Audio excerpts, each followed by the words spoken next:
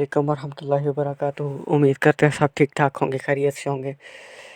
तो वीडियो शुरू करने से पहले वही एक इंडोर्समेंट के वीडियो को लाइक करें, शेयर करें, चैनल को सब्सक्राइब करें, कमेंट लाजमी करें, ठीक है। और वीडियो को पूरी सुनिएगा ताकि अगर कोई आपके दिमाग में कोई चीज़ रह जाती है, ठीक है, कोई ऐसा पॉइंट जो आपको नहीं समझ आया, तो क्या पता आप शायद पूरी वीडियो देखें तो आपको उस पॉइंट का अंदाज़ा हो सके कि ना उसका बेसिक पर्पस क्या था बात करने का, ठीक है। तो आज हम जिस चीज़ पे बात करेंगे वो है कि ना करंट मिडल ईस्ट सिनेरियो, ठीक है।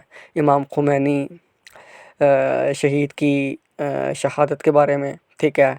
और शहादत के बाद क्या इम्पेक्ट होंगे दुनिया पे और ख़ास तौर पे पाकिस्तान पे। और क्या इस खुमैनी के बाद ईरान में रिजीम चेंज हो जाएगा या नहीं होगा, ठीक है। तो हम इस ओवरऑल सिनेरियो को देखेंगे, ठीक है। तो वीडियो शुरू करते हैं हम के ईरान के ऊपर। ईरान के पीछे अमेरिका क्यों पड़ा हुआ है, ठीक है। तो ईरान के पीछे अमेरिका के पड़ने की वजह जो सी है वो सिर्फ़ और सिर्फ के ना इसराइल उसके पीछे अमेरिका की, और वो चाहता है कि ना ईरान को न्यूट्रलाइज़ किया जाए, क्योंकि ईरान जो सा है वो मिसाइल बना रहा है।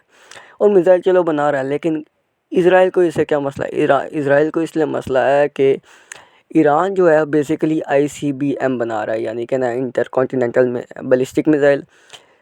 और इसलिए कि अब चलो आईसीबीएम भी के क्यों हो सकता है, सिर्फ रेंज की वजह से कि इसराइल नहीं चाहता कि कोई भी दुनिया में ऐसा मिसाइल मुस्लिम स्टेट्स के पास हो या मुस्लिम कंट्रीज़ के पास हो जो उस मिसाइल की जो रेंज है वो इसराइल तक हो या इसराइल के ना टारगेट कर सके, ठीक है। अब जैसे क्या कहते थे, पाकिस्तान के पास है कि ना पाकिस्तान 17 से 21 मिनट के दरमियान इसराइल का सत्यानाश कर सकते हैं, ठीक है।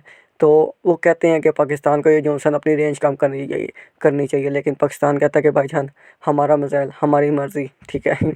तो अब ईरान की अगर हम बात करें तो ईरान बेसिकली ना मिडिल ईस्ट के अंदर वो कंट्री है जिसको ना अरब पसंद करते हैं, ठीक है। यहूदी और ये जो सी जूइश कम्युनिटी ये तो पसंद करते नहीं है ना किसी को। इवन दो कि जूइश जो से ना वो क्रिश्चियन को भी नहीं पसंद करते, ये क्रिश्चियंस को भी आइडिया नहीं है। ये ज़रा मुसलमानों को थोड़ा सा सत्यानाश करेंगे ना, तो उसके बाद ये जब क्रिश्चियंस की तरफ आएंगे तो क्रिश्चियन भी बाँ बाँ करेंगे जिस तरह भी मुसलमान बाँ बाँ कर रहे हैं, ठीक है। अभी तो ये क्रिश्चियंस बड़े जोश से कह रहे हैं ना कि वी लव नेतन्याहू, है तो नेतन्याहू खोती का बच्चा, ठीक है। लेकिन ये जब क्रिश्चियंस पे हाथ पल्ला साफ करेगा ना तब क्रिश्चियन को पता लगेगा, ठीक है, कि कितना बड़ा खोती का बच्चा था। और जो हिटलर ने किया था वो आई फुल सपोर्ट फॉर हिटलर्स, ठीक है। जो उसने करतूत की थी, इनको होलोकास्ट करने की एक गड्ढा बनाया, उसके अंदर ये जिंदा फेंकी और उसके बाद उसने आग लगा दी और ये सारे जलते रहे, ठीक है। मैं हिटलर की जगह हूँ तो मैं क्या पता हिटलर को क्रॉस कर दूँ, ठीक है। सीधी साफ सी बात है, क्योंकि भाईजान मुझे पता है कि अगर दिमाग जब ख़राब होता है और ख़ास तौर पर जिधर यहूदी नजर आए, भाईजान कोई लिहाज करने की ज़रूरत नहीं है, ठीक है। एक ये इंडियन, ठीक है, और एक जो सा ना जूश, जिधर मिले ना पान दो भाई। आप क्या जेब में अगर पेन से पेन है ना सीधी उसकी बिस्मिल्लाह कर दो, ठीक है। तो अगर हम बात कर रहे थे ईरान की, तो ईरान जो है ना बेसिक मिसाइल बना रहा है, ठीक है। तो कहते हैं कि ना ईरान अगर बैलिस्टिक मिसाइल बनाएगा और उसकी जो प्रॉक्सिस चल रही हैं हिजबुल्ला और अंसारुल्लाह, ठीक है, जमात और पता नहीं कौन कौन सी है, मुझे तो सही तरह नाम भी नहीं याद, ठीक है।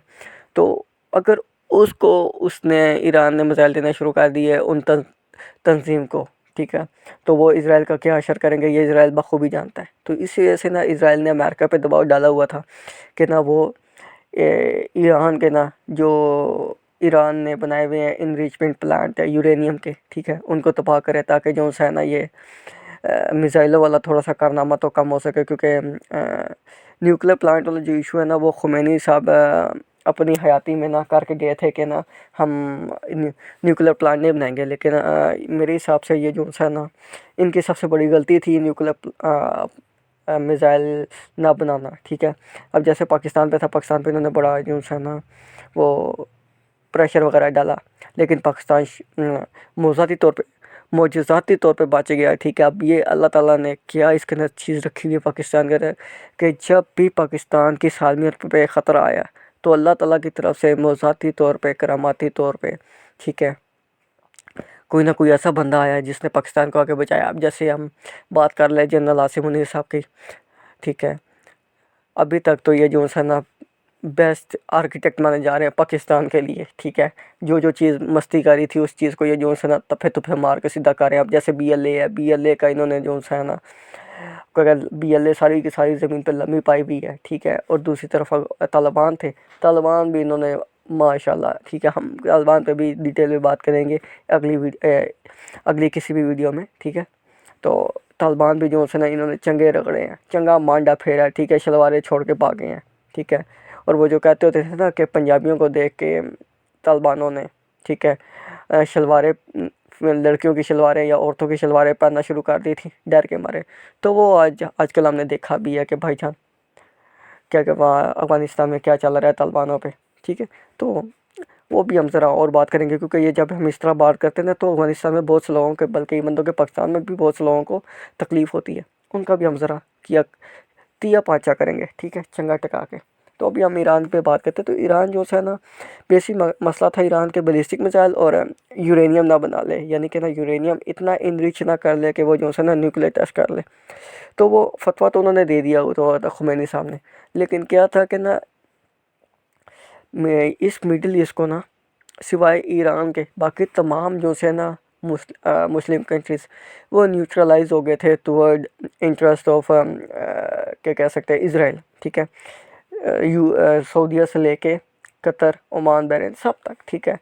हम वो उन पर बात नहीं करेंगे, वो अरबी लोग हैं, वो ऐवी छोटी छोटी बात पे केला खा जाते हैं, ठीक है। तो ईरान को ना न्यूट्रलाइज करना क्यों ज़रूरी था?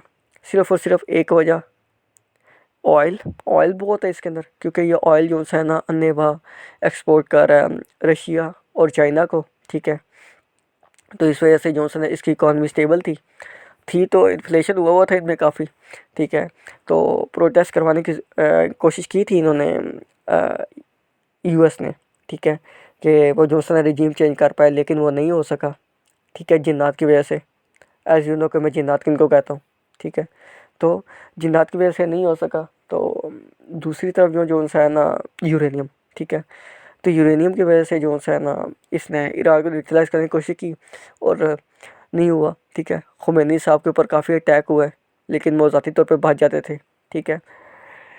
लेकिन फिर होता कुछ यूँ है कि ना एक बंदा, उसका नाम है मेरे ख्याल से इस्माइल कानी करके नाम है मेरे ख्याल से, ठीक है। तो वो आईआरजीसी का कमांडर था, ठीक है। उस वो बंदा वाहिद था जिस जो ना कासिम सुलेमानी से लेके अब तक खुमैनी तक जितने भी अटैक हुए वो वहाँ पे मौजूद था। और वो लास्ट लोकेशन ना जो सी होती थी ना वो CIA मोसाद तक भिजवाता था, ठीक है, जिसकी वजह से प्रिसीजन अटैक होते थे। जिस टाइम कासिम सुलेमानी पे अटैक हुआ ना उस टाइम मैंने घर वालों को कहा था कि ना ये हराम टोपी हो रही है इनके साथ, ईरानियन के साथ। तो घर वाले कहते हैं नहीं यार, वो जो उसने टेक्नोलॉजी में अच्छे हैं तो ये हुआ। मैं क्या चाहिए टेक्नोलॉजी में जितना मर्जी अच्छा हो, लेकिन जो बंदा स्टोन एज में चला जाए ना, ठीक है, उसके लिए जब तक बंदा कोई प्रिसीजन लोकेशन ना फॉरवर्ड करे तब तक अटैक नहीं होता। तो वही आज ये बात रिवील हो गई है कि ना इसराइल ने इस्माइल कानी को जो है ना अपना बेस्ट मिलिट्री अवार्ड दिया है, ठीक है, फॉर क्या कहते होते हैं ये इसकी ना लोकेशन शो कराने के लिए या ट्रांसफ़र करने के लिए, ठीक है। तो इसी वजह से खुमैनी साहब भी मरे हैं। और खुमैनी साहब के साथ जिसका असल दुख हुआ वो ये कि उनके नवासे और 14 माह की नवासी जिसका नाम था ज़ारा मोहम्मदी, ठीक है, वो शहीद हुई, ठीक है। और मुख्तलिफ इनके जो है ना ख़ानदान के लोग और IRGC के कमांडर और बहुत से लोग जो है ना शहीद हुए। अटैक कुछ करीबन मेरे ख्याल से इस अटैक में ना तकरीबन 30 के करीब मिसाइल यूज़ किए गए हैं एक बंदे को मारने के लिए, 30 के करीब मिसाइल। और उस बंदे का कॉल था कि ना इस बंदे ने खुद कहा हुआ था, ठीक है, खुमैनी ने, कि ये जो है ना कहते हैं 86 साल इल्म के लिए और जिहाद के लिए गुजारो, ठीक है, और 86 साल के बाद आप शहीद हो जाओ, ठीक है। वो कहते हैं ना the best end of your life is to martyr on Islam. ठीक है, कि अगर आप ज़िंदगी का अच्छा ख़ात्मा चाहते हैं तो शहादत लें जिहाद करने के दौरान। ठीक है, शहीद हुए। ठीक है, जिहाद फी सबिलिल्लाह। ठीक है, जिहाद कर रहे थे। इमाम खुमैनी का जो रिस्पेक्ट है, जो ऑनर है, ठीक है, वो ना सिर्फ शियों में है, अहले तशी में है, बल्कि सुन्नियों में शियों से भी ज़्यादा है। क्यों? ये वो वाहिद बंदा था कि हमें सुन्नियों को अहले अरब से उम्मीद थी, लेकिन ये वो बंदा था जिसने अहले अरब की जगह ख़ुद को स्टैंड बाय पे लेके आया। ठीक है, और वो जो है ना होल नेशन, होल वर्ल्ड के अगेंस्ट खड़ा हुआ, फ़लस्तीन के लिए, गाज़ा के लिए, बैतुल मक़दस के लिए। वो कहता है कि मुझे उम्मीद है कि मैं जो सा है मक़दस की, कुद्स की आज़ादी ना देख पाऊँ, लेकिन मेरे बच्चों, तुम लोगों ने इसके लिए कोशिश जारी रखनी है और इसको आज़ाद करवाना है। ठीक है, और आज वो बंदा अपनी लेगेसी को छोड़ते हुए हमारे तक छोड़ के गया, ताकि हम इसकी लेगेसी को इसी तरह कंटिन्यू रखें और जो इसका मिशन है उसको पाए तकमील तक पहुँचाएँ। ठीक है, तो अमेरिका, अब हम बात करेंगे कि ईरान की आयतुल्लाह ख़ुमैनी के बाद क्या रिजीम चेंज हो पाएगी। तो अगर हम इसको कंटेक्स्ट को लेके चलें तो ना, शाह फैसल के दौर में ना, शाह फैसल यूरोप और यूएस के अगेंस्ट था। ठीक है, तो शाह फैसल के बाद आए फैसल अब्दुल अज़ीज़ बिन फैसल, शाह अब्दुल अज़ीज़ आए। ठीक है, वो भी ना बहुत अगेंस्ट थे इनके। वो कहते होते थे, कहते हैं देखो, अगर अमेरिका के साथ हमारी जंग होती है, ठीक है, मगरिब के साथ, वो मगरिब कहते हैं मगरिब के साथ हमारी जंग होती है, तो हमारे आबाओ अजदाद मिट्टी में थे, मिट्टी से उठ के आए, रेगिस्तान से उठ के आए। हमारी औलाद बड़े बड़े बिल्डिंगों में पल रही है, लेकिन एक ऐसा दौर आएगा जब वो हमारी नस्ल दोबारा रेगिस्तान की तरफ जाएगी। क्यों? ऐसा होना ही होना मस्त है। ठीक है, और वो उसके बाद दौर इख्तिताम होगा, या क्या कह सकते हैं, दुनिया का इख्तिताम होगा। ठीक है, तो सेम अगर हम इनकी बात करें तो खुमैनी जो था कट्टर मगरिब के अगेंस्ट। ठीक है, अब खुमैनी के बाद जो आया वो भी मेरे ख्याल से कट अगेंस्ट होगा, लेकिन एक हद तक ना ये चलता होता है। उसके बाद लोग थक जाते हैं। ठीक है, और फिर लोग जो से ना चाहते हुए भी ना अपना, क्या कह सकते हैं, पाया या अपना रुख चेंज कर लेते हैं। ठीक है, तो लग यूं ही रहा है जैसे अब सऊदीया में शाह अब्दुल अज़ीज़ के बाद आए थे शाह सलमान आए थे। शाह सलमान 50-50 थे, वो मगरिब के तरफ भी थे, नहीं थे, वो थोड़ा दरमियान से। अब ये जो मोहम्मद बिन सलमान आया, इस बंदे ने तो आती मचाई पई है। ठीक है, बस अब इससे ज़्यादा और मैं कुछ नहीं कह सकता, क्योंकि ये बंदा टोटली जो है ना मगरिब वाला बंदा है। ठीक है, इसने सारी ज़िंदगी यूरोप में गुजारी, और ये जो है ना इसने तकरीबन लागू कर लिए मगरिब मगरिब वाले रूल रेगुलेशन। ठीक है, पूरे सऊदीया पे। तो अब इसी तरह ईरान में भी कुछ हो सकता है, लेकिन ये कि ना जो उनका आईआरजीसी का जो प्रोसेस है, लोगों को लेके आने का, जो हायरार्की है, जो टीयर्स हैं, ठीक है, लोगों को लाने वाले, ठीक है, वो सख्त है। तो जिस तरह सऊदी ने अपने आप को टर्न डाउन किया, पो डाउन किया मगरिब के सामने, इस तरह उम्मीद है कि ना ईरान नहीं करेगा।